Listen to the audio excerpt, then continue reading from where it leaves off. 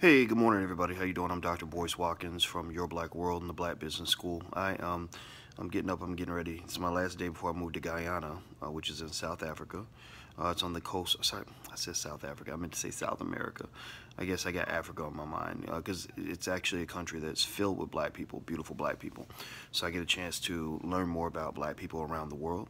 I'll tell you what, the African roots in South America are stronger than they are in the United States. A lot of people from that area, they deny their African ancestors, but they're more African than we are. So a lot of people would say.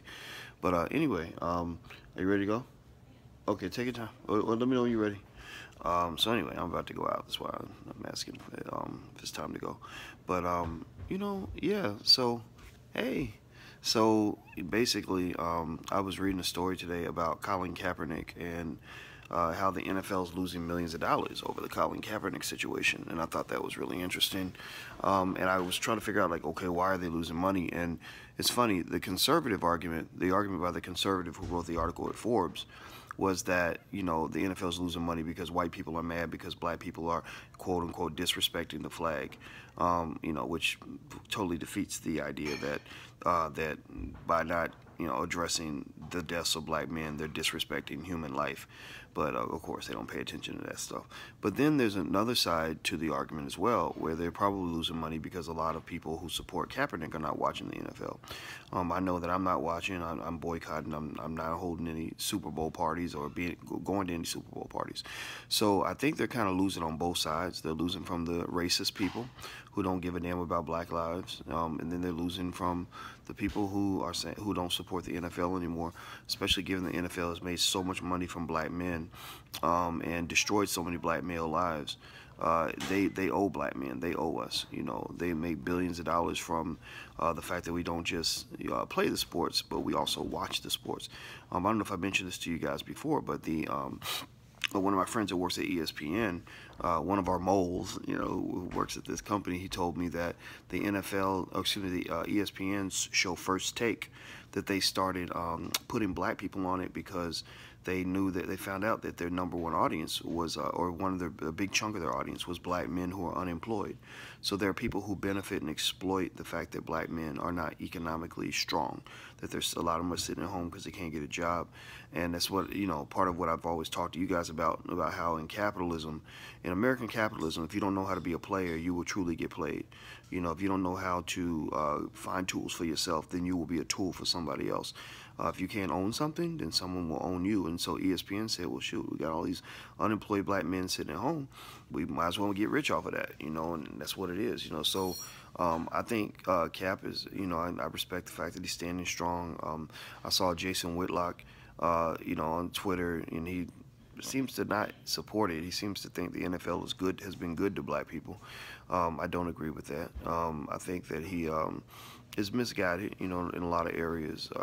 But then again, though, he has a right to have his own opinion. A lot of people have opinions that don't always make a lot of sense. But I think that in this particular situation, the best thing we can do is do what's happening in New York. They're holding the rally. I think it's Saturday. I can't make it. I'm going to be in Guyana, but I support that rally. They're holding a rally for Colin Kaepernick at the NFL headquarters. I think it's a great show of force. It's a great statement to the NFL.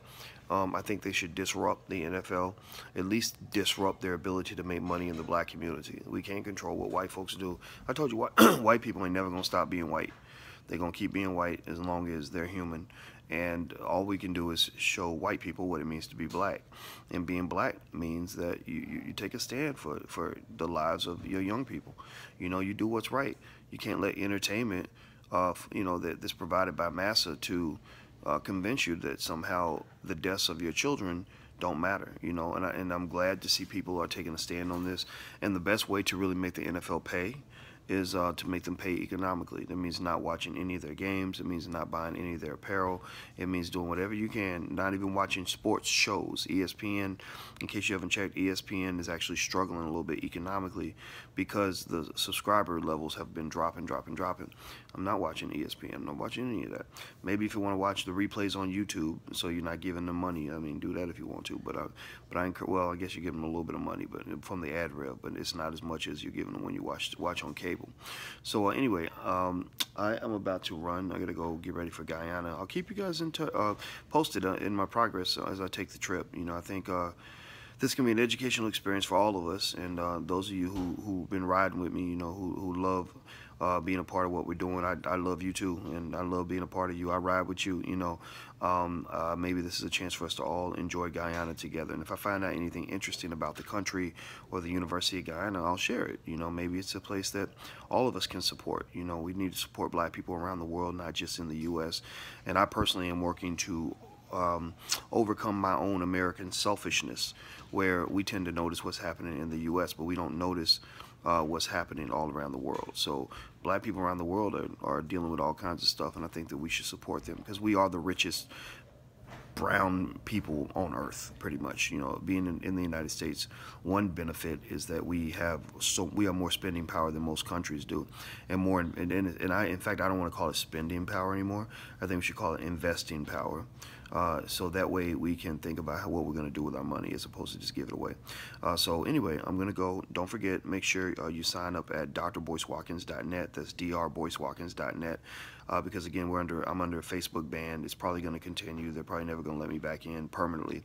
I'm always sort of being persecuted, you know, like with a lot of other black people. Facebook is a very racist platform, and so we're working on developing our own platform. So in order to keep you informed and stay connected, sign up at drboycewatkins.net, and also you get a free e-copy of my book, It Takes a Village to Raise the Bar, and a free class on how to begin your wealth building journey. There's a ton of content that will come to your email that'll get you started. Won't cost you a thing.